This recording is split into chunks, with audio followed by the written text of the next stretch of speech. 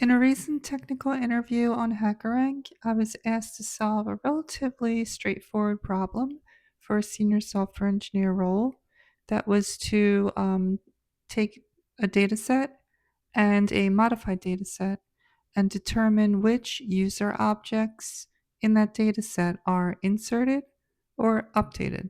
So, an inserted record would have an ID of 0, and an updated record would have the fields different than the original content.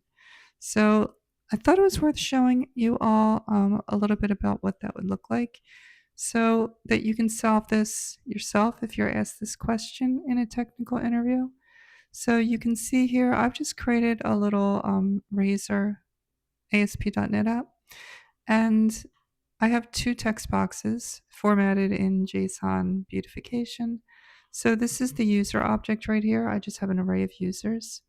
And there's a couple of fields like ID, index, balance, age, name, gender, company, email.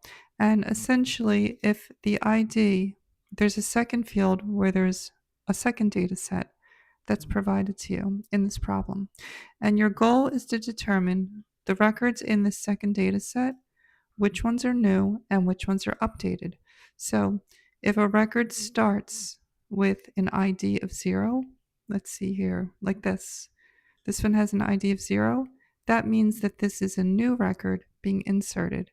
And if the ID matches an existing one, then you have to look at all of the fields and find that match in the top data set and find out which field is different, if any are different, and that means that that record is updated.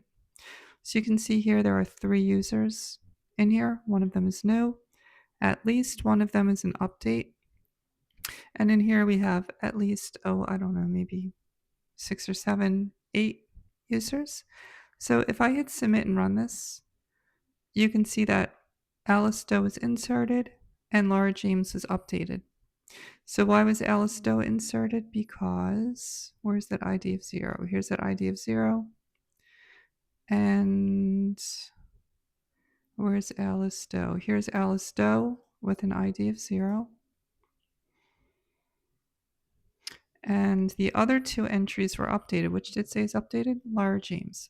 So if we look at this, Laura James is right here with an ID. And I'm not going to go through each of these fields, but I suppose that somewhere in here, let's see here, one of these fields must differ. So let's see, index up right here. Index is 4, index is 3.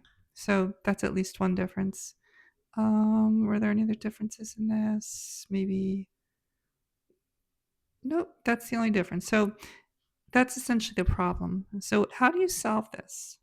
So if we take a look at the code, this is the function that you're given by HackerRank in this problem, get inserted updated users.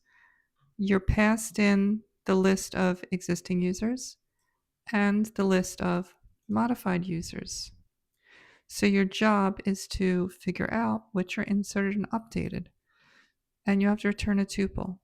So I've created 2 lists, one for the new users and one for the updated users. And then I have the return value of a tuple where we'll return those values.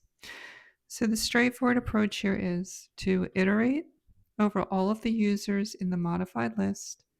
And for each one, we're going to check, is the ID 0? If it is, we know right off the bat, it's a new user. That's an easy one. If it's not 0, then it gets a little bit more difficult. We have to actually compare.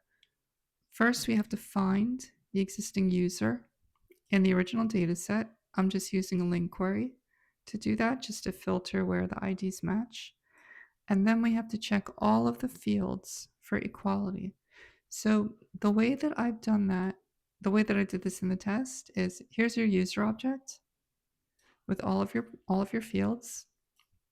So I just created a function that literally went through every property between 2 users and compared them.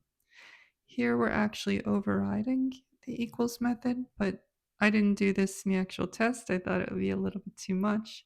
I just created a function for this. And if you compare each field, you can check for equality.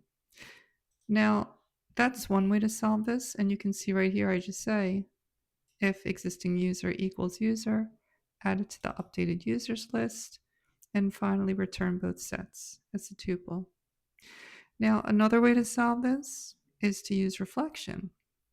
So you can see here I've defined a second method for doing this. Are users equal by properties? And what we're doing here is we use reflection to get the type of user and get the properties.